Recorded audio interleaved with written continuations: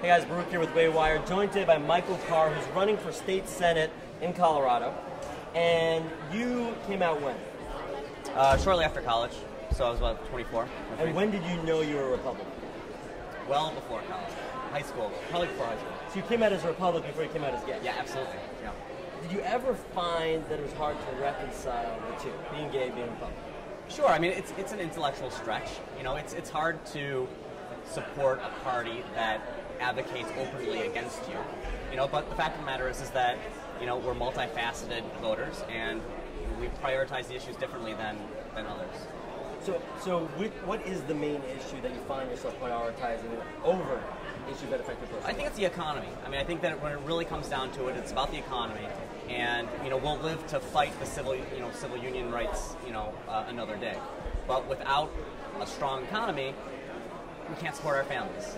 Do you think that we will see the day in our lifetime when the Republican Party supports gay marriage? Well, I think that right now, my candidacy is evidence of the fact that the party is moving. I was appointed to run on the Republican ticket, by a party that disagrees with me on a number of issues. And I think that, it's not going to be that far into the future where we have, people at the top of our ticket that fully support the gay, the gay community.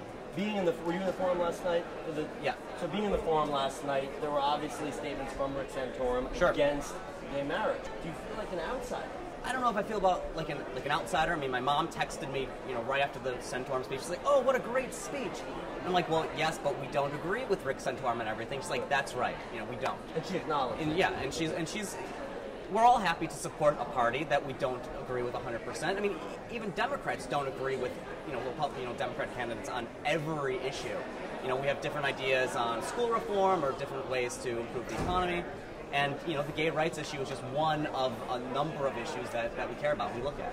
I mean, on the national stage, we're fighting for a robust, economy. We're fighting for restoring the path to prosperity for Americans. On the state level, where this issue is really being fought, we're more active on the civil unions, side. Like I testified just recently in Colorado in support of civil unions as an openly gay Republican, and I think that the party appreciates that, and the gay rights movement appreciates it. I mean, there's not many instances in which the Democratic Party has been solely responsible for the wins that we've had across the nation in terms of civil unions or marriage equality or employment, non-discrimination issues.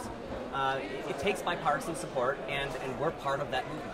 You're obviously a very young man. You're getting into politics. You're speaking with a lot of young people. Do you find a lot of resistance from young voters who say, how can we support a party that doesn't support certain issues? Okay, so I thought you were going in a different direction with that, but yes, there is, and I think that's a huge danger for the Republican Party, and that's why we're very vocal with the Republican Party, and we say, we need foot soldiers. We need people to come out of college. We need them to register Republicans. We need them to walk to precincts. We need them to vote. We need them to raise money.